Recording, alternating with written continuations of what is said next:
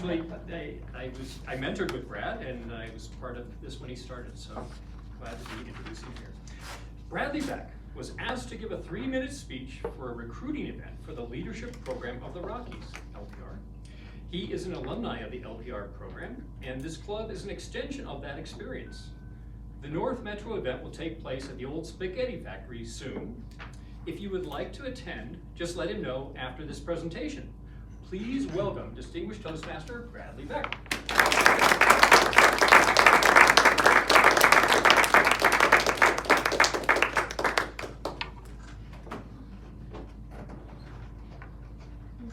$1980. Imagine you're sitting on a big, overstuffed leather chair, and then you hear Wagner's Ride of the Valkyries. Dun, da, da, da, dun, da, da, da, da. Your hair is flowing back. Well, hell, if you had hair. Your scarf is like a windsock. This was a great commercial by Maxwell Audio Tape back in the 1980s. Some of you weren't born back then. But it had the idea of clarity of sound. That commercial at that time excited me. It blew me away, as it did most people. Well, it reminded me of going to the leadership program of the Rockies for that first time. Somehow they lowered the standards and I got in.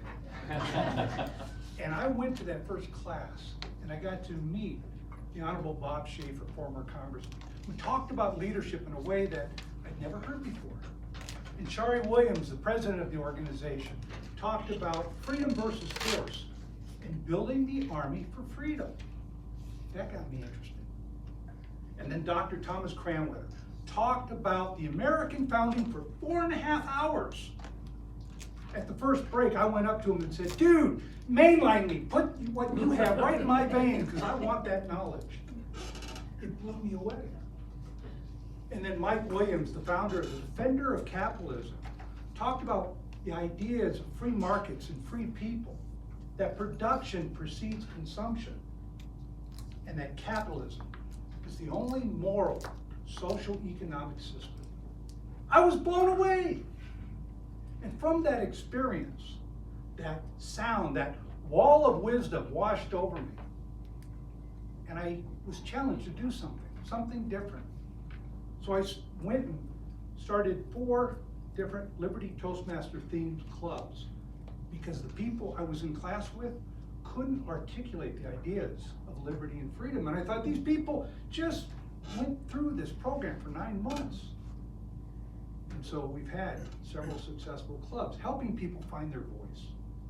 From that experience, I've been asked to give presentations to dozens and dozens of organizations about individual rights in the American founding. Heck, I was even invited to go to the belly of the beast in Boulder, Colorado, Fairview High, and talk about principles. And I'm here today to talk about it.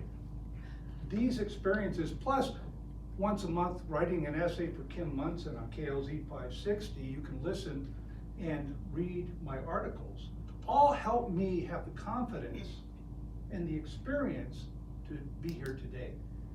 One of the things I'd like to share with you is this past February, we had a giant Declaration of Independence. And if you wanted to, you could go up and sign your name. So I did. And by doing that, I got this wonderful coin with the signing of the Declaration of Independence. And on the back, it says, what will you do?